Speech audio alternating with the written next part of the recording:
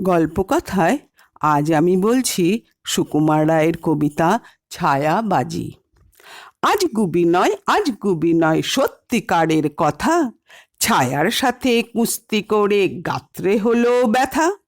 ছায়া ধরার ব্যবসা করি, তাও জানো না বুঝি, রোদের ছায়া চাঁদের ছায়া হরেক রকম পুঁজি। শিশির ভেজা সদ্য ছায়া সকাল বেলায় তাজা, গ্রীষ্মকালে শুকনো ছায়া ভীষণ রোদে ভাজা। চিলগুলো যায় দুপুর বেলায় আকাশ পথে ঘুরে, ফাঁদ ফেলে তার ছায়ার উপর খাঁচায় রাখি পুড়ে। কাগের ছায়া বগের ছায়া দেখছি কত ঘেটে, হালকা মেঘের পানসে ছায়া তাও দেখেছি চেটে। কেউ জানে না এসব কথা, কেউ বোঝে না কিছু, কেউ ঘোরে না আমার মতো ছায়ার পিছু পিছু।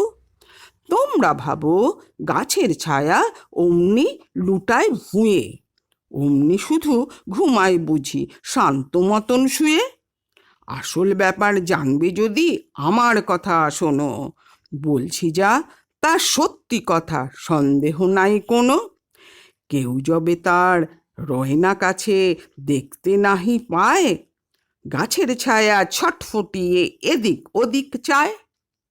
সেই সময়ে গুড়গুড়িয়ে পেছন হতে এসে ধামায় চেপে ধপাস করে ধরবে তাঁরে ঠেসে।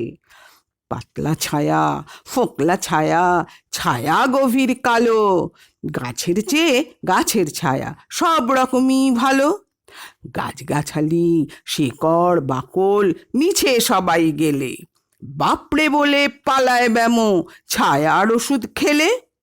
নিমের ছায়া ঝিঙের ছায়া তিক্ত ছায়ার পাক, যেই খাবে ভাই অঘোর ঘুমে ডাকবে তাহার নাক। চাঁদের আলোয় পেঁপের ছায়া ধরতে যদি পারো, শুকলে পরে সর্দি কাশি থাকবে না আর কারো।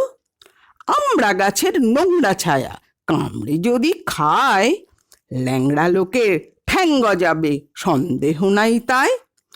আষাঢ় মাসের বাদলা দিনে বাঁচতে যদি চাও, তেঁতুল তলার তপ্ত ছায়া হপ্তা তিনে খাও।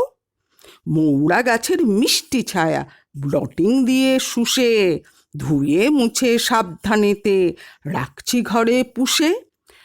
পাক্কা নতুন টাটকা ওষুধ এক্কেবারে দিশি, দাম করেছি সস্তা বড় 14 আনা শিশি।